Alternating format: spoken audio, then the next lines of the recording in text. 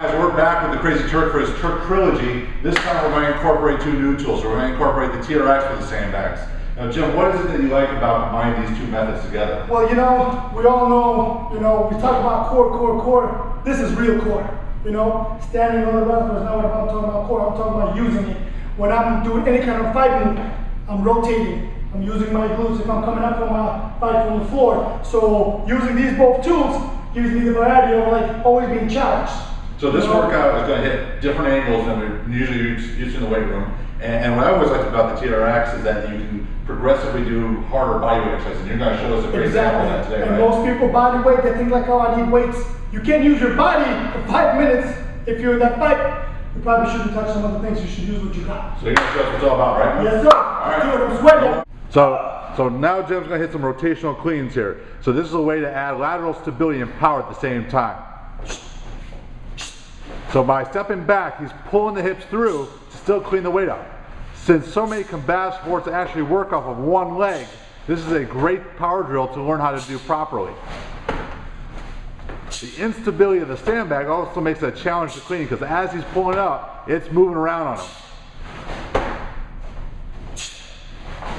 Lunging is a great way to also add dynamic flexibility to any program. So Jim, what's on next? Next, we are going to our Rocky Pushup.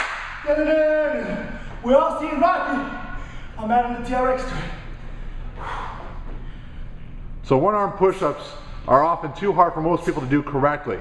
Using the TRX, you can use a little support to progress to doing a one-arm push-up. Extending his arm out increases the lever arm on the abdominal area too. Oh yeah, abs are fine.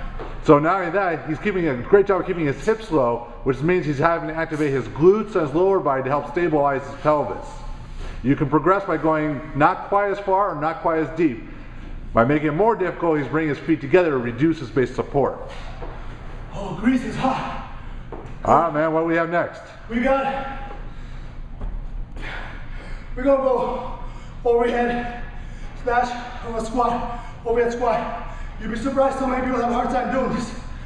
Again, I'm using a lot of power, catching it, and back down.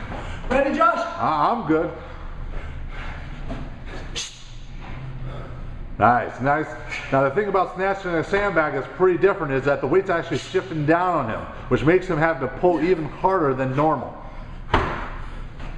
Doing an overhead squat is a great way to maintain thoracic mobility. A lot of times guys get bad shoulders because of their lack of movement through the mid-spine. Not being able to do this is a key indicator in having possible problems for your shoulders. Not a bad conditioner either, huh, Jim? Oh man, conditioning of the roof. All right, brother, what's next? We got TRX rotations. We talked about it. Turning somebody, getting away, punching, all coming from the trunk. You're not doing this. It's always rotating. So we're gonna do a great TRX rotation. Now this is a fun drill too because it's teaching you how to leverage your body, how to move through the hips. Rotation actually comes from the hips, not from the low back.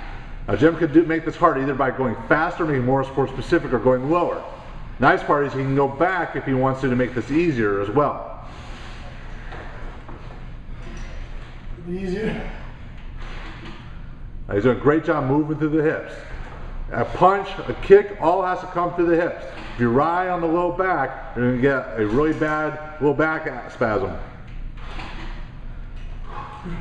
All right, man, you said you got one more for us. A little special treat, huh? Oh yeah, you guys are like this. I'm combining glutes. When I'm on the floor, I'm gonna get somebody off. Okay, I'm using my arms. Somebody overhead, crunching. You do it every day when you're fighting. Or look like a fighter. Good. This is gonna be a massive core drill, isn't it, Jim? Oh yeah. Glutes, core, I'm gonna be on fire. I'm gonna get my bag next to me. Put my foot right on my heels. Okay? So I got a good base. Take my sandbag. I'm gonna combine 3 different things.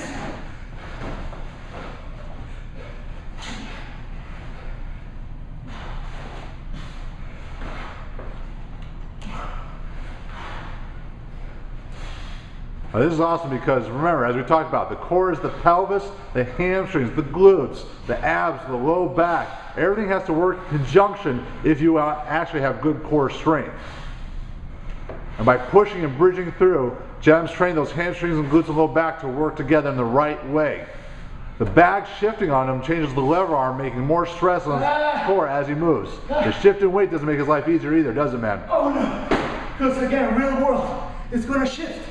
You know, if you want your opponent to be right here, and he's moving, you gotta be able to be ready for that. Well, you're up for one more, right? You said you got one more workout for us.